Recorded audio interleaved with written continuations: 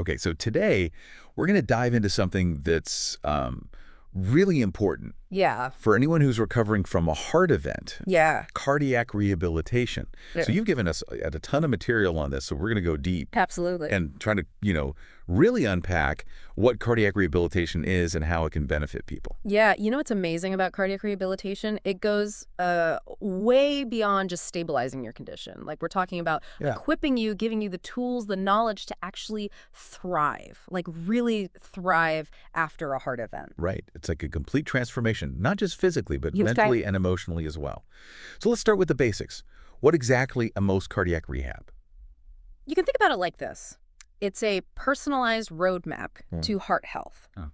So it's a program, a multifaceted program designed to kind of optimize your physical functioning, but also, and this is important, your psychological and social well-being.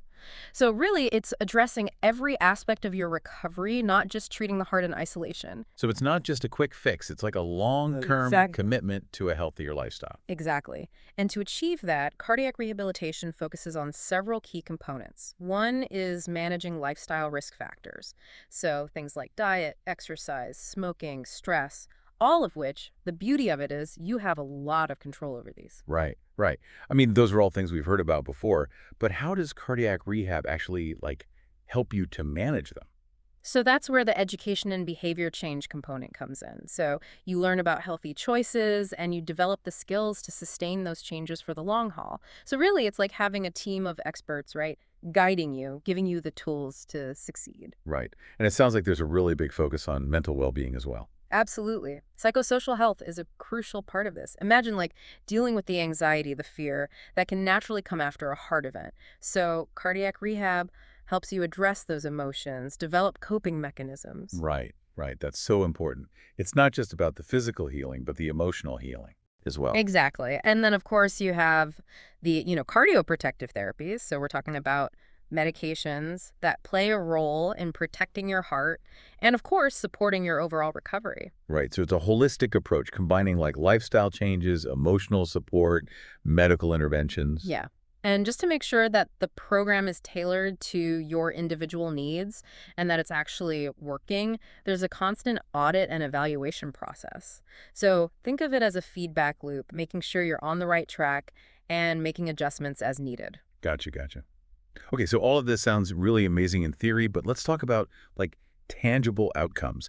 What kind of benefits can people actually expect from cardiac rehab? Well, one of the, I think, most incredible things is that it can actually lead to smoking cessation. We see a significant number of people successfully kicking the habit through the program. Wow, that's huge. What about those lipids? Those are things we hear a lot about. How does cardiac rehab help with those? So lipids are basically fats in your blood. And some of them, like cholesterol, if their levels are too high, they can increase your risk of heart disease. So cardiac rehab helps you manage those levels. And it does it through a combination of diet, exercise, and medication if needed. Okay, so it's about bringing those levels down to a healthier range. What other benefits have you seen? People experience better weight control, blood pressure improvement, and increased exercise tolerance. Wow.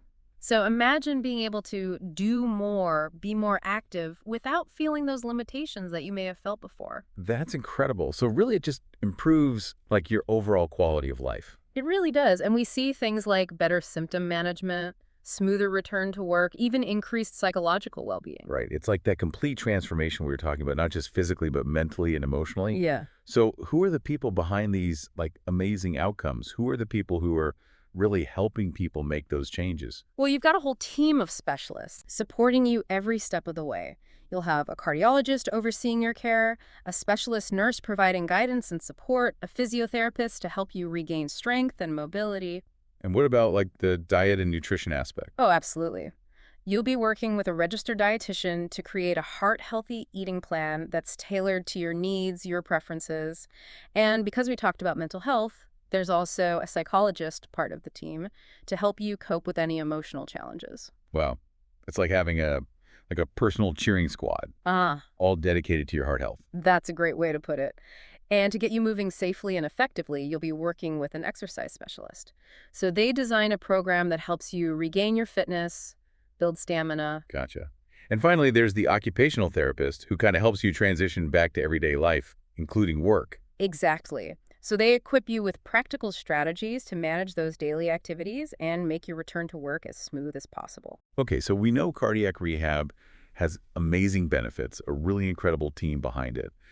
But who exactly is it recommended for? It's recommended for a wide range of situations.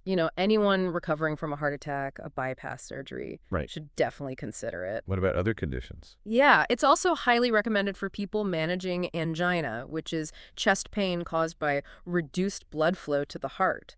And if you've had procedures like angioplasty or stenting, cardiac rehab can help with your recovery there too. Are there any other situations where it would be beneficial? Absolutely. If you've had heart valve surgery, a heart transplant, or are managing heart failure, cardiac rehab can make a world of difference. Wow, that's a pretty comprehensive list. It really highlights how crucial this program is for a variety of heart conditions. It is. And, to understand the structure of cardiac rehab, it's helpful to break it down into the different phases of recovery. Okay, I'm ready to hear about these.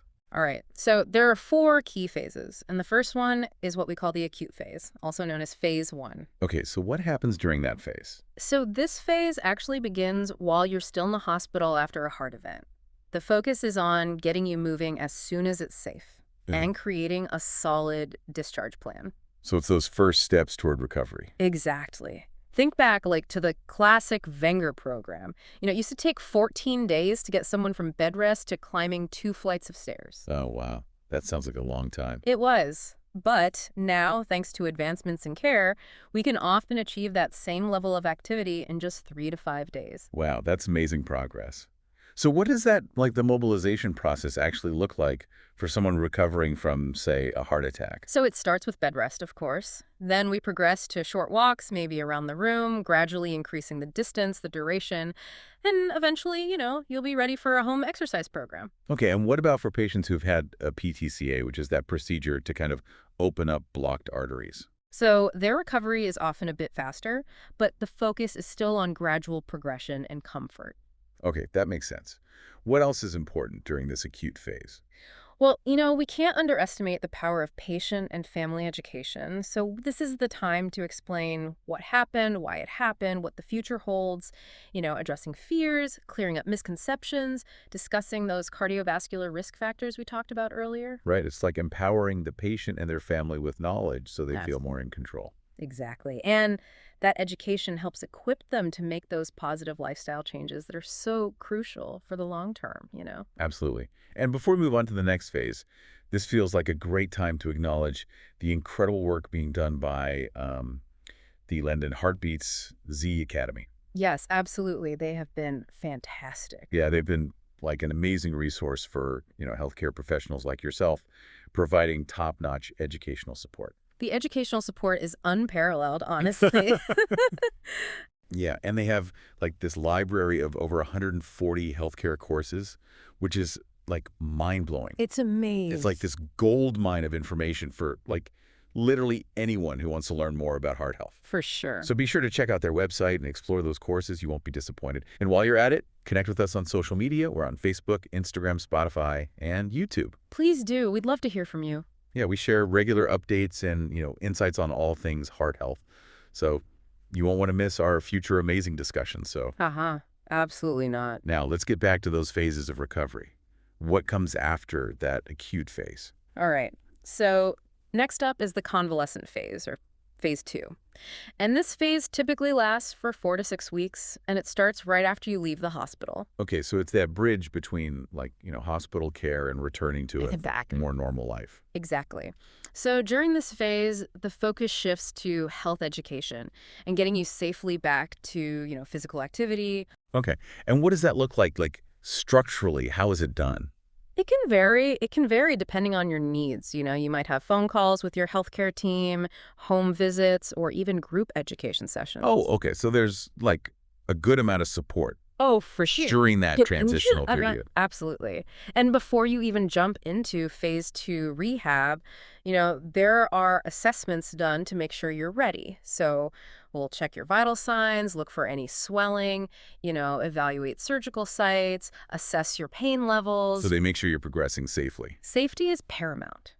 Now let's talk about some exercise guidelines Okay. during this phase. I'm all ears. All right, so we're aiming for, exercising 3 times a week, with each session lasting 30 to 60 minutes, including a warm-up and cool-down. Okay. And what types of exercises are typically recommended during this phase? So walking, cycling, even some strength training are all part of the mix. Wait, strength training.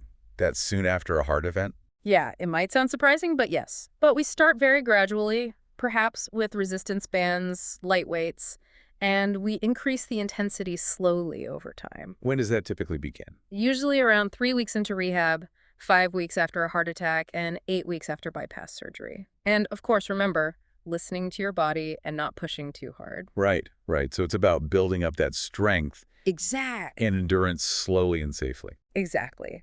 So during this phase, we use your maximum heart rate to guide the intensity of your exercise. And typically, you wouldn't exceed 70% of your maximum heart rate. Okay, and how is that maximum heart rate determined? We might use, data from an exercise stress test, which shows us how your heart performs under exertion. Okay, that makes sense. What other factors help determine the right exercise intensity? So we can also look at something called metabolic equivalents, or MTs. And these basically measure the energy expenditure of different activities. And the meat level of 5 would be appropriate for this phase. Okay, so I'm starting to get a feel for how individualized this approach really is. Oh, absolutely. We also use the modified Borg rate of perceived exertion scale, the RPE scale, to tailor the exercise prescription. Can you remind us what that is again? Yeah, absolutely. So it's a scale that helps you gauge how hard you feel you're working during exercise, and an RPE of 7 would be a good target for this phase. Gotcha. So it's like a subjective measure of Exactly. your effort level. Exactly. And of course, we continue to manage those risk factors we talked about, like high blood pressure, cholesterol, diabetes. So you're building like a strong foundation Yeah. for long-term heart health. Precisely. And speaking of building, let's move on to the next phase, the training phase, or phase 3. Okay, what's the focus during this phase? All right, so this phase usually lasts 6 to 12 weeks, and it takes your exercise training to a whole new level. So we're talking about supervised sessions where you can really push yourself, but again, always safely. Okay, so the intensity increases. It does, but remember, it's not all about exercise, right? Yeah. We also continue educating you. We address any psychosocial or vocational needs. We want to make sure you're prepared to transition back to work and your usual activities. So it's about equipping you for life after got it? cardiac rehab. Precisely. And to ensure your safety during this more intense phase, we'll do a few more assessments. We'll determine your risk level and suitability for different types of exercise, and we might recommend some additional tests for higher risk patients. Like what kind of tests? A low-level exercise stress test or an echocardiogram might be recommended. Can you just quickly run down what those tests involve? Yeah, so an exercise stress test, also known as ETT, it basically monitors your heart's response as you exercise. So you'll walk on a treadmill or pedal a stationary bike while we track your heart rate, your blood pressure, and EKG. And the echocardiogram. So an echocardiogram, also called an echo, uses sound waves to create images of your heart. So it gives us a clear picture of how well your heart's pumping and if there are any structural issues. Okay, so those sound like important tools for assessing Really? risk. What other assessments are done before starting phase 3 rehab? So we'll check vital signs, examine the respiratory, cardiovascular, and central nervous systems, measure your weight and waist circumference, and analyze your lipid profile. Wow, that's comprehensive. Yeah. So you mentioned risk stratification.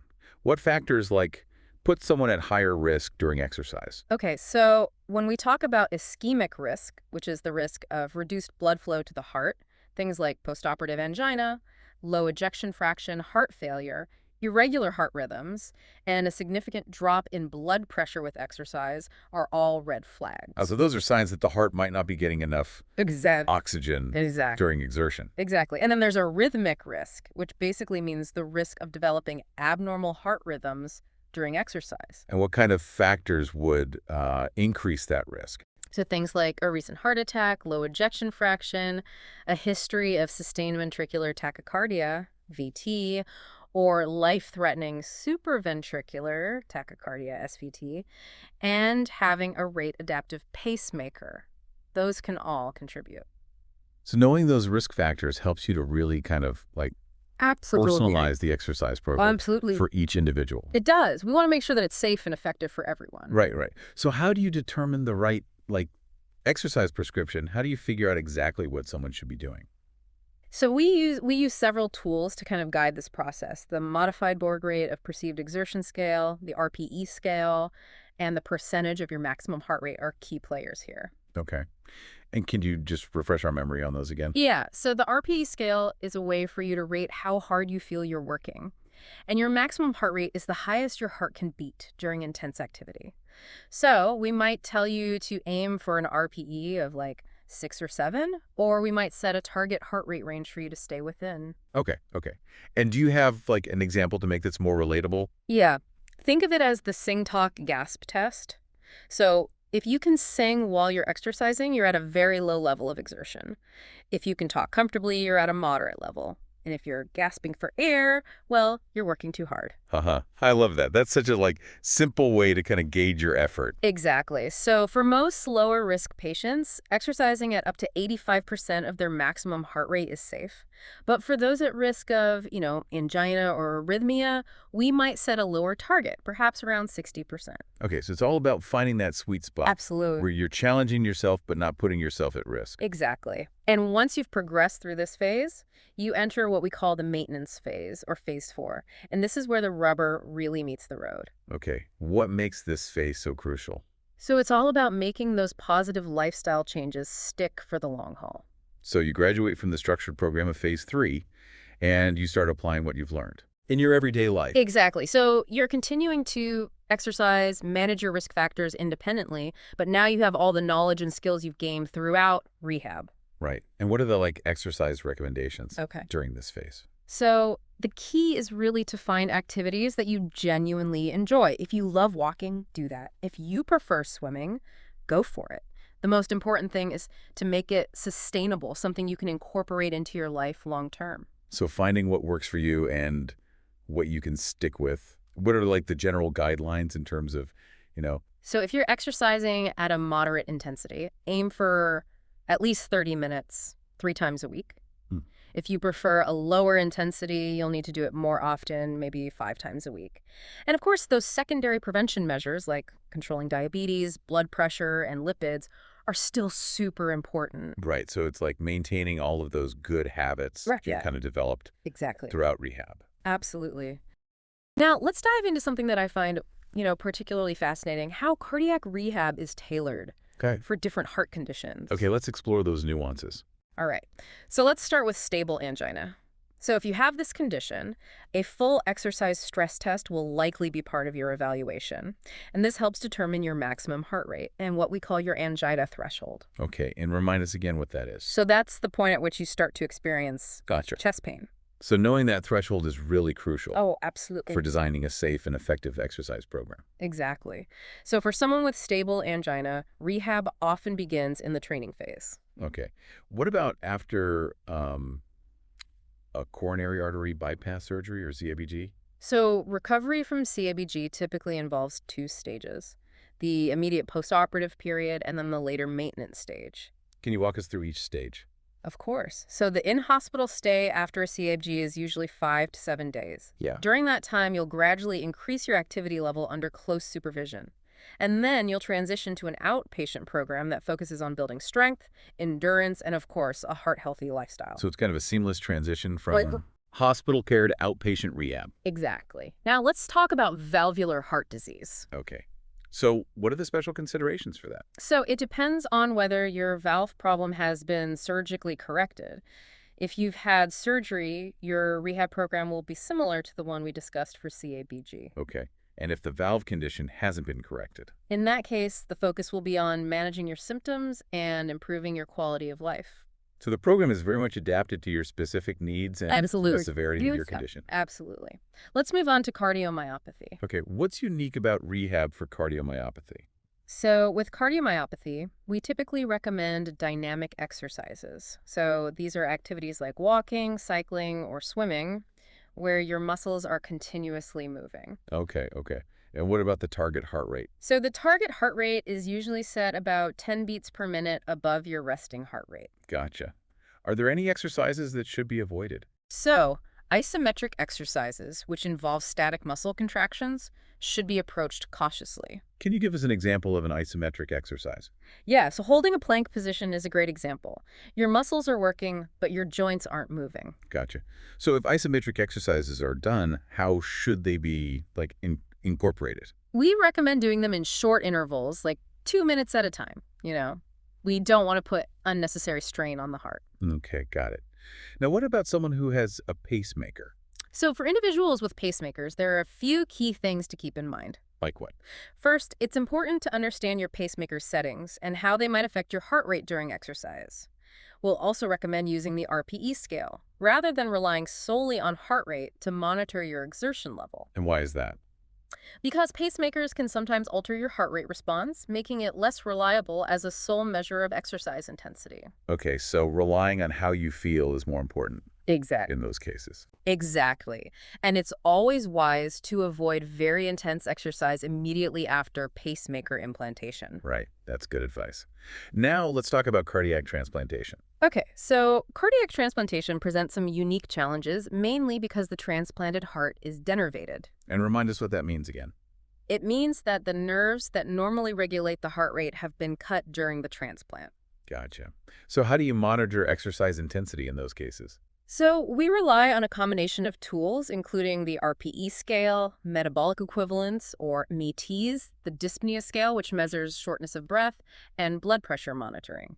We also recommend longer warm-up and cool-down periods. So it's like a much more individualized Exactly. approach is needed. It is. The key is to listen to your body and not push yourself too hard, especially in the early stages of recovery. Right, right. Okay, so we've covered a lot of ground here talking about how cardiac rehab is tailored for different conditions. But what are those overarching benefits that apply to everyone regardless of their specific heart problem? So the benefits are truly remarkable. Cardiac rehab can significantly reduce your risk of cardiovascular disease Yeah. and even death. That's huge. How does it achieve that? So through a combination of lifestyle changes, exercise, and medication management, it helps strengthen your heart, improve blood flow, and just lower your risk of future problems. So it's like a multi-pronged approach to Exactly. protecting your heart. Exactly. It can even slow down or reverse the progression of atherosclerosis. Remind me what that is again. So it's basically the buildup of plaque in your arteries, which can restrict blood flow and lead to serious problems like heart attack or stroke. So cardiac rehab helps prevent those blockages from forming. It can. So by reducing those plaques, improving blood flow, strengthening your heart, it significantly reduces your risk of those scary events. That's amazing. Are there any other benefits we should know about? Many. So you'll also have improved exercise tolerance without complications. Yeah. So imagine being able to do more for longer without experiencing those limitations that you might have felt before. That's fantastic. What about strength and stamina? You'll see improvements in those areas as well. And perhaps most importantly, you'll develop positive, sustainable exercise habits that will benefit you for years to come. So it's not just about that immediate recovery. It's about setting you up Absolutely. for a lifetime of better heart health. Precisely. And we can't forget about the impact on symptoms. So cardiac rehab often leads to reduced angina, fewer heart failure symptoms, and overall, a better quality of life. Yeah, it's like giving you your life back, but a healthier, stronger version of it. That's a beautiful way to put it. Okay, so we know that cardiac rehab involves a lot of lifestyle changes. Can you give us a little more detail on some of those key adjustments that people need to make? Absolutely. So one of the most important things is to regularly monitor your blood pressure, your cholesterol levels, and your blood sugar levels, especially if you have diabetes. So staying on top of those conditions. Exactly. And of course, diet modification is a big part of it. Yeah, and what does a heart-healthy diet actually look like? So we recommend a diet that's low in fat, especially saturated fat, and high in complex carbohydrates. Can you break that down a little more? Yeah, so a complex carbohydrates provide sustained energy. They are full of nutrients. They help regulate blood sugar. We're talking whole grains, fruits, vegetables, legumes. Ideally, 50–60% of your calories come from carbohydrates, up to 30% from fat, saturated fat being less than 10%, and 10–15% from protein. So it's a balanced approach, really prioritizing those nutrient-rich foods. It is. And of course, your individual needs will be considered when creating a meal plan. Now, let's talk about smoking cessation. Okay, that's a tough one It is. that a lot of people struggle with. So how does cardiac rehab help with that? So we offer personalized education and counseling to guide you every step of the way. And what about managing those cravings and withdrawal symptoms? So nicotine replacement therapies like patches, gum, or lozenges can be lifesavers during the quitting process. Are there any medications that can help as well? Yes. There are medications that can reduce cravings and make quitting easier. So we'll work with you to kind of explore all the options, find what's right for your situation. So there's a lot of support available to help Absolutely. people through that challenging process. Absolutely. We're in this together. Now let's talk about weight management. We know that maintaining a healthy weight is really crucial for heart health, but how exactly does cardiac rehab address that? So the goal is to help you achieve a healthy BMI, which usually falls between 21 and 25. We also pay close attention to waist circumference, aiming for less than 35 inches for men and less than 31 inches for women. So it's both overall weight and where that weight is distributed. Exactly. And to achieve these goals, we focus on both diet and exercise. So it's that two-pronged approach, addressing both calorie intake and calorie expenditure. Exactly. And the initial weight loss goals are often set at a 10% reduction from your starting weight. So it's realistic, it's achievable, to get you moving in the right direction. That makes a lot of sense. Now, What we call a graduated return to work plan, where you might start with reduced hours or modified duties and then gradually increase your workload as your stamina and your confidence improve. so it's about easing back into it, not trying to do too much Exactly. too soon. Exactly. And we find that this approach leads to much better outcomes in the long run.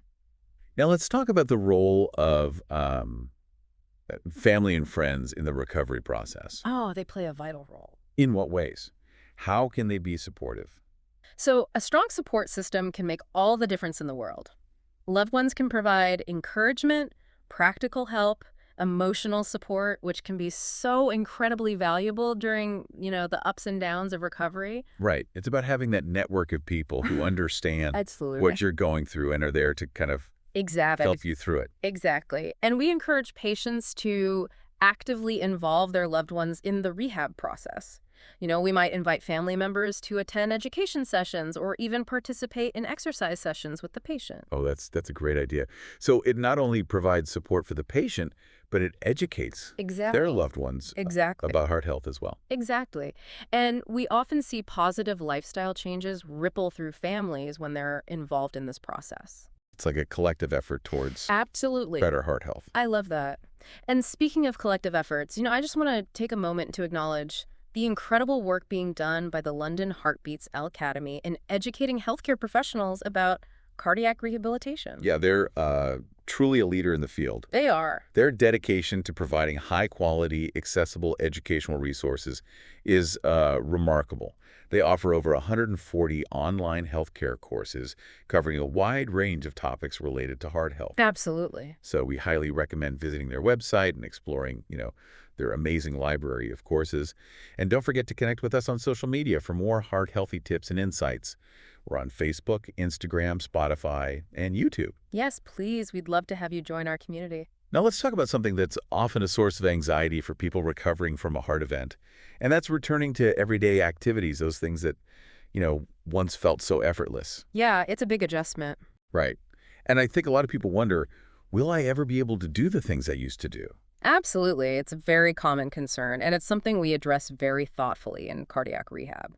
So how do you guys, approach this aspect of recovery? So we start by assessing your current physical abilities, any limitations you might have. So we'll use a variety of tools and assessments to get a clear picture of, where you're at. Okay, and from there? And then we'll work with you to develop a gradual plan for returning to those activities, always prioritizing safety and, of course, listening to your body's signals.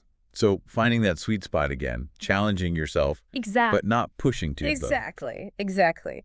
And we also recognize that anxiety and fear can play a big role in this process. So we provide, emotional support and guidance as well. Right, because it's not just about that physical Yeah. recovery, it's about the mental and emotional Absolutely. healing as well. You got it. We're here to help you regain your confidence and empower you to, get back to doing the things that you love.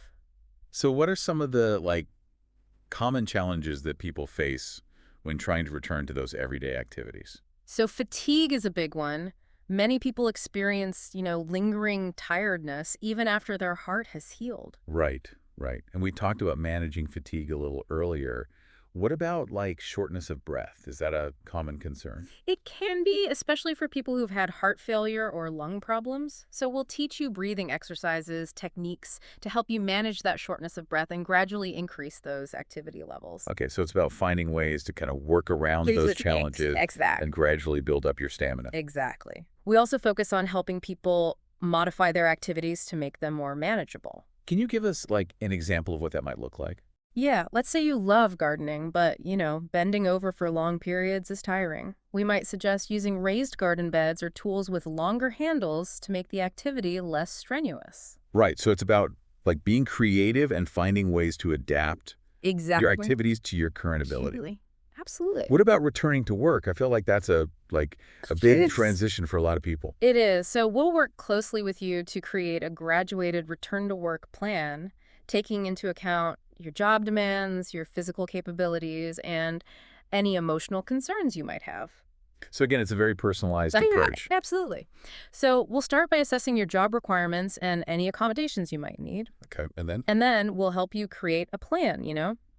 It might involve starting with reduced hours or modified duties, and then gradually increasing your workload as your stamina and your confidence improve. So taking baby steps and not trying Exactly. to do too much too soon. Exactly. And we'll also communicate with your employer to ensure they're on board and supportive of that transition. Seems like we've reached the end of our deep dive into cardiac rehabilitation today. And wow, we've covered a lot of ground. We have. But if there's one thing I hope our listeners take away from this, it's that cardiac rehab is so much more than just a program. It really is. It's a lifeline.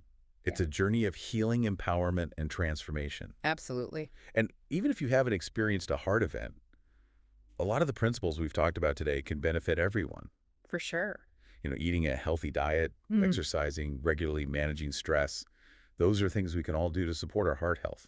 Absolutely. Couldn't agree more. So we encourage you to take what you've learned today, apply it to your own life, create your own roadmap for a healthier, happier you. And until next time, stay curious, stay informed, and above all, stay heart healthy. Absolutely.